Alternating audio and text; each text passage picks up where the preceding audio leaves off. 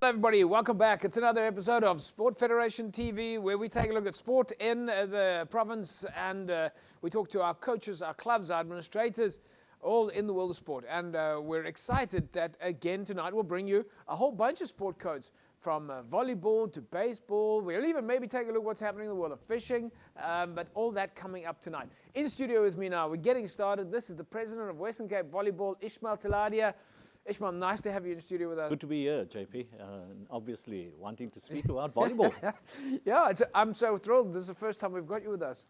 Absolutely. Yeah. Should have happened a long time ago. So volleyball, I mean, one of the things we often talk about is the Olympic sport codes. Volleyball is one of those Olympic sport codes that everyone talks about. And no, absolutely. And so there's two components to it. There's the beach volleyball, which is all the glamour. Yeah. And then, of course, the indoor part of it. The beach volleyball, because of the uniforms, let's call it the uniform that those athletes wear, and that is the big attraction. But the indoor game is massive. In fact, volleyball, as far as women is concerned, is the biggest code in the world. Really? Yes. Wow. Because women are connected to volleyball across the world. Amazing, amazing. Is there a big difference between the beach volleyball and the indoor volleyball, where the surfaces are different? Because in the one space you're playing on a hard surface, and the other one you're on the sand. Do you have to be a different type of athlete? Absolutely. The techniques and the technical side of things are completely different. Although some of the basics are the same, you need to pass the ball. In beach volleyball, the setter, who is the person that controls the direction of the ball, that person has slightly longer time on the ball than the indoor person. And so that is one of the technique changes as far as volleyball is concerned. So beach volleyball, glamorous, two people on a 9x12 court, absolutely fantastic. That was my next question. Yeah, is it, how many athletes? Because when we see beach volleyball, it's always two athletes, right? Only two athletes. Indoor game, you have six athletes on court. But the two athletes, they really need to know one another's game. So one of the things that I always thought is that I would never play volleyball because it always looks like it's only for tall people. Well, to be quite honest, that is, as South Africans, we sometimes come short, especially, and short, I use that. In terms of saying to the fraternity, yes, South Africans, and I'll just give you a simple example. We took a schools team to the International Schools Volleyball Championship, and the South African team, the school team was from Durban. They played against Finland in their first round fixture. When they went to greet, at the start of the match, the two teams greet one another. And so they shake hands, and as the South African team were meeting the team from Finland, they were all looking up to the Finnish boys. And they got smashed, by the way. So height for indoor game is definitely a game changer. South Africa's had quite a lot of success, though, in the volleyball space. We've heard some big names come through the ranks, and some of those athletes have managed to stay at that level for quite a while. How are we doing at the moment before we start talking about volleyball in Cape Town, but how are we doing from a competitive point of view? Well, from an indoor perspective, and this is probably part of the politics of volleyball, we haven't had participation in indoor volleyball in the past decade. We haven't gone to international events from age groups to our senior teams, and that to me is a major concern. We have, however, excelled at beach volleyball, and specifically for, athletes from the Western Cape have been really stand out in terms of representing not only the Western Cape but also representing South Africa at beach volleyball. We've had young people going through to the Olympics to participate and represent South Africa at beach volleyball. But at the moment, we could be doing a lot better. But pretty much sort of a lot of the typical challenges that are faced. How are we doing from an administration point of view? The world of, I mean, not from the admin point of view, but I mean, we've got coaches. I mean, you guys obviously do referees courses or coaching courses and so on, right?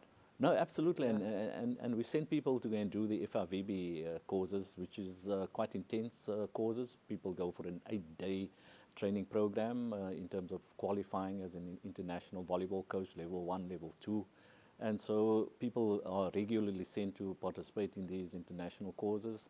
Yeah. Because there's opportunities. The same with our technical officials. The referees go for international referees causes. And if you can blow internationally as an official, I mean, you get paid. You can make a career out of being a technical official. So, what about from an age group point of view? Volleyball. Are we seeing volleyball at? What's the youngest age that we have for volleyball? Well, we basically starting at under 12 level. Under 12, so it's under 12, under 14. We're looking at under 15s, under 17s, under 19s. So you've got multiple categories. Multiple categories. Unfortunately, with the national department, we've sort of eliminated the under 13s somewhat, our primary schools, which I always feel is a good foundation, to get your sport code moving. Because if you have those youngsters at primary school level, they're participating, they looking for a school that produces volleyball at high school level, and so they want to go to that school because they're going to excel at volleyball. And I think if we have those foundations in place, then you can only excel as a code. And as a sport, it's a reasonably accessible sport. It's pretty easy. You have these nets, you just put them up between two trees, and off you go. Absolutely. The moment you go into the technical side of things and you're wanting to play at a higher level, then you're going indoors, and then just the match ball alone is going to put you back 1.5K. So it does become expensive in terms of the equipment or just the ball. But other than that, you don't need much. So fantastic opportunity from a development point of view for people to just get involved. But volleyball also has a very social component to it. Any kid, any shape or size can go onto a volleyball court. In the Western Cape, in our districts, we have weekly leagues. So every Saturday there are league programs.